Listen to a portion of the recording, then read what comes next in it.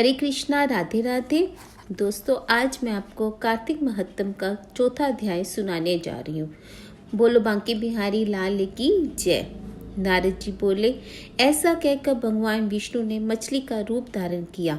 विंध्याचल पर्वत पर तप कर रहे महर्षि कश्यप की अंजलि के जल में जा पहुंचे। महर्षि कश्यप ने दया करके उसे अपने कमंडल में रख लिया।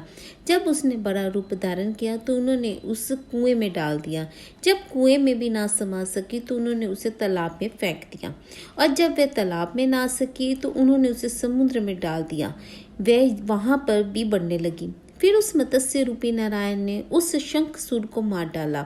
पश्चात शंख को हाथ में लेकर बद्री वन में आ पहुंचे। बद्री नारायण में आकर उन्होंने सब ऋषि व महर्षियों को बुलाकर आज्ञा दी कि पानी में इधर उधर फैले हुए वेदों को ढूंढो, उन्होंने शीघ्र मिलाकर मेरे पास लाओ।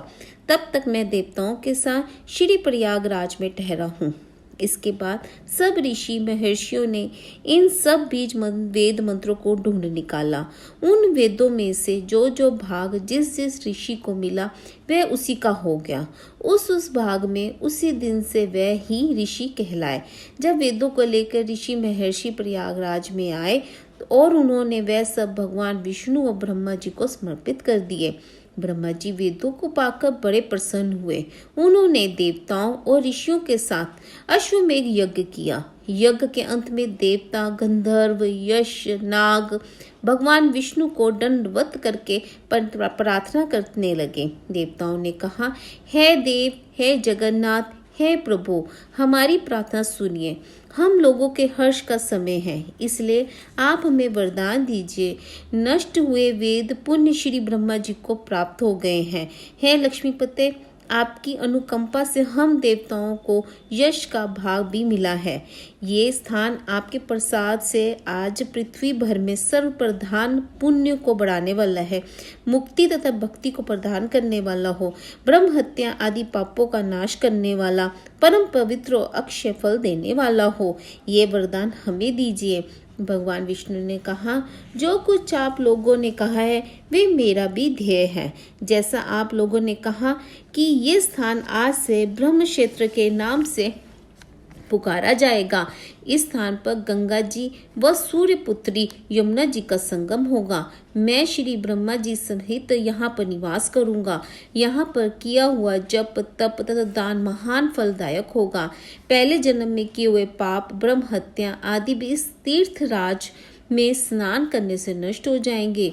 जो लोग अपने पिता आदि को वहां लाकर तर्पण व श्राद्ध करेंगे, उनके पिता मेरे स्वरूप को प्राप्त करेंगे। वे तीनों की मुक्ति को प्राप्त करेंगे। मकर संक्रांति पर माघ मास में प्रातःकाल यहाँ आकर स्नान करने वालों के दर्शन मात्र से ही सब पाप मिट जाते हैं।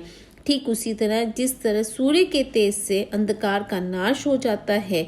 हे मुनिवर, मेरे वचन ध्यान से सुनिए। मैं सर्वत्र व्याप्त रहता हुआ भी हमेशा बद्री नारायण में निवास करता हूँ। सैकड़ों वर्ष तक किसी दूसरे स्थान पर तप करने का जो फल मिलता है वही फल यहाँ एक दिन में मिल जाएगा।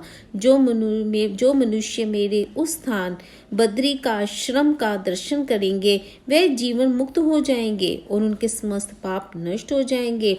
सूजी बोले, ऐसा कहकर भगवान विष्णु अंतर्ध्यान हो गए और देवतागण भी अपने अंशों को वहीं छोड़कर चले गए। जो मनुष्य कथा को श्रद्धा पूर्वक सुनते वह श्री प्रयागराज व बद्री आश्रम में जाने का व स्नान करने के लिए समान फल प्राप्त करते हैं। ओम नमो भगवते वासुदेवाय। हरे कृष्णा, राधे राधे।